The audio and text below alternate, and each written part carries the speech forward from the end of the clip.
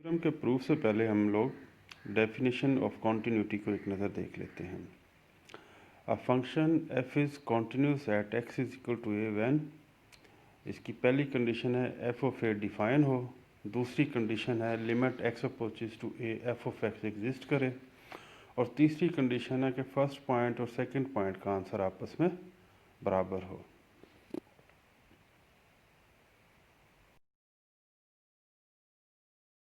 असल में जो पॉइंट 3 है वो कॉन्टिन्यूटी की मुकम्मल डेफिनेशन है। देखें, अगर एफ ऑफ ए आता होगा, डिफाइंड होगा, उसकी वैल्यू आती होगी और लिमिट भी एग्जिस्ट करती होगी तो फिर ही हम उनका कंपैरिजन कर सकते हैं।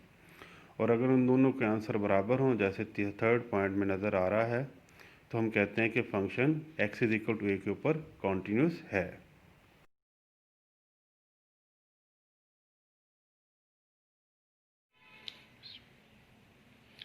थ्योरम है जी हमारे पास, every derivable function is continuous but converse is not true. इसका मतलब क्या है कि जिस फंक्शन का डेरिवेटिव लिया जा सकता है वो कॉन्टिन्यूस भी होता है, लेकिन इसका उलट, मतलब अगर फंक्शन कॉन्टिन्यूस है तो उसका डेरिवेटिव आना ज़रूरी नहीं है।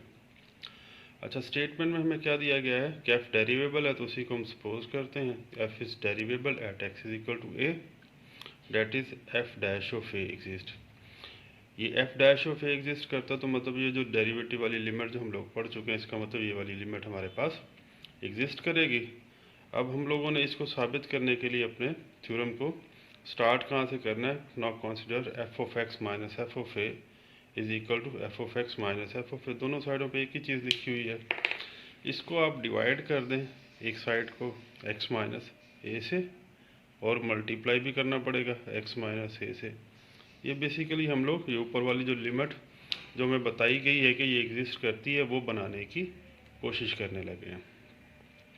दोनों साइडों पर लिमिट अप्लाई कीजिएगा। Limit x approaches to A F of x minus f of a divided by x minus a और multiply by x minus a. इसको ब्रैकेट लगा दें तो ज़्यादा बेहतर है।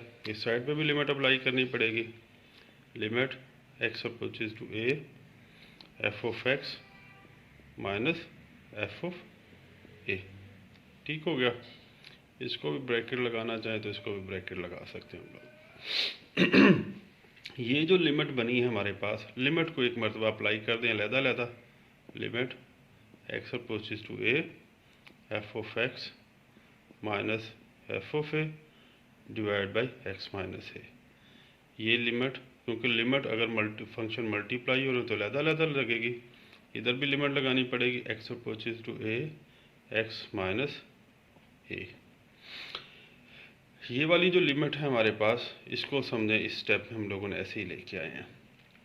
ये वाली जो लिमिट है ये आपके पास फंक्शन बन गई एफ डैश ऑफ ए की डेफिनेशन जो हम लोग ऊपर बता चुके हैं।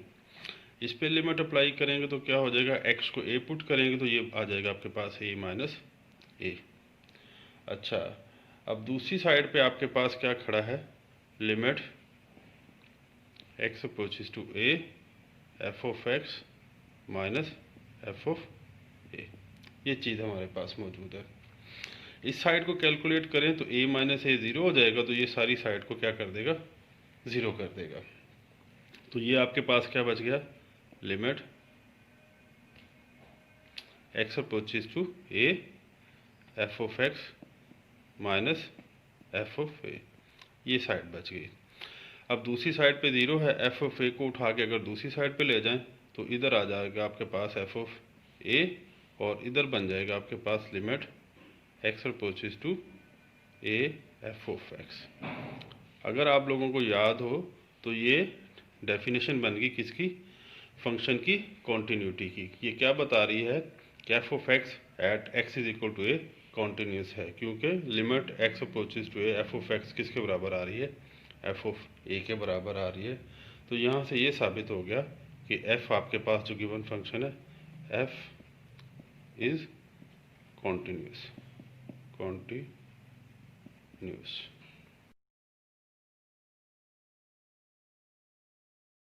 हम लोगों ने मॉडुलस फंक्शन को इस्तेमाल करना है तो उसकी डेफिनेशन एक नज़र देख लें। एक्स मॉड माइनस एक्स के बराबर होगा जब एक्स लेस देन ज़ीरो होगा, और ये प्लस एक्स के बराबर होगा जब एक्स ग्रेटर देन ज़ीरो होगा। थ्योरम का कन्वर्स हम लोग एक काउंटर एग्जांपल से साबित करेंगे। हम लोग एफ ऑफ एक्स को ले रहे हैं एक्स मॉड और ए की वैल्यू ज़ीरो के। इसका मतलब है एफ ऑफ एक्स को हम लोग ज़ीरो के ऊपर साबित करेंगे, ये कॉन्टिन्यूस है, लेकिन इसका डेरिवेटिव ज़ीरो के ऊपर नहीं आता। अच्छा, एफ ऑफ एक्स को अगर ज़ीरो पुट करें, ए एक्स की वैल्यू मतलब ए को ज़ीरो पुट करें, x is equal to a, तो zero mod is equal to zero आ जाएगा। अब इसकी कॉन्टीन्यूटी चेक करने के लिए हम लोग क्या करते हैं, इसकी लेफ़्ट हैंड लिमिट और राइट हैंड लिमिट को कैलकुलेट करते हैं। Left hand limit X approaches to zero from left, F of x is equal to limit वैसे लिखी, फंक्शन की वैल्यू एक्स मॉड वो हम लोगों ने दर्ज कर दी। अच्छा, क्योंकि ये less than X is less than zero वाली साइड से अप्रोच कर रहा है, तो एफ एक्स मॉड का आंसर आपके पास माइनस एक्स आ जाएगा। जब आप इसको X is equal to zero put करेंगे, लिमिट पुट करेंगे, तो आपके पास आंसर क्या बन जाएगा, ज़ीरो। राइट हैंड लिमिट के लिए X approaches to zero from right, मतलब एक्स ग्रेटर देन ज़ीरो वाली साइड से अगर अप्रोच करे, एफ ऑफ एक्स की वैल्यू दर्ज करेंगे, तो इस साइड से जब हम लोग लिमिट अप्रोच करेंगे तो ग्रेटर देन ज़ीरो से आपके पास एक्स मॉड का आंसर प्लस एक्स आ जाएगा। लेकिन जब आप लिमिट पुट करेंगे X is equal to zero, तो ये भी आपके पास ज़ीरो ही हो जाएगी। इसका मतलब क्या हुआ, लेफ्ट हैंड लिमिट और राइट हैंड लिमिट आपस में बराबर आ गई हैं। इसका मतलब है इसकी लिमिट एग्जिस्ट करती है, मतलब limit X approaches to zero F of X exist करती है, और किसके बराबर है, ज़ीरो के बराबर है। क्योंकि फंक्शन की वैल्यू भी ज़ीरो थी और लिमिट भी आपके पास ज़ीरो आ गई है, तो इसका मतलब limit f of x is equal to f of a के बराबर है। तो फंक्शन आपके पास क्या है, x is equal to zero के ऊपर कॉन्टिन्यूस है।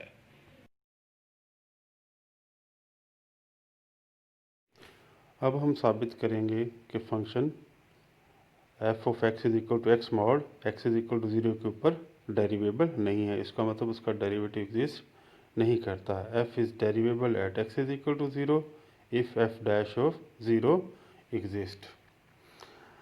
अच्छा जी, लिमिट हमारे पास डेरिवेटिव की एफ डैश ऑफ ए ये मौजूद है। इसकी भी हम लेफ्ट हैंड लिमिट और राइट हैंड लिमिट को कैलकुलेट करते हैं। लेफ्ट हैंड लिमिट में उसी तरह वैल्यूज़ पुट करेंगे, तो आपके पास एक्स मॉड की वैल्यू आप लोग माइनस एक्स पुट करेंगे, और जब इसको सिंप्लीफाई करेंगे तो माइनस एक्स और एक्स कैंसिल होकर माइनस वन आ जाएगा। लिमिट पुट करेंगे तो आंसर प्लस वन आ जाएगा। इसी तरह दूसरी साइड पे राइट हैंड लिमिट इस डेरिवेटिव की जब कैलकुलेट करेंगे तो एक्स मॉड का आंसर आपके पास प्लस एक्स आएगा, तो वो एक्स से कैंसिल होकर प्लस वन आ जाएगा, और इस साइड पे जब लिमिट पुट करेंगे तो आंसर प्लस वन आया खड़ा होगा। लेफ्ट हैंड डेरिवेटिव का आंसर माइनस वन है, राइट हैंड डेरिवेटिव का आंसर प्लस वन है। इसका मतलब लेफ्ट हैंड डेरिवेटिव और राइट हैंड डेरिवेटिव का आंसर आपस में बराबर नहीं आया। तो मतलब क्या हुआ कि f dash of zero does not exist, मतलब ज़ीरो के ऊपर इस फंक्शन का डेरिवेटिव एग्जिस्ट नहीं करता। F is not derivable at x is equal to zero, और यही हम लोगों ने साबित करना था।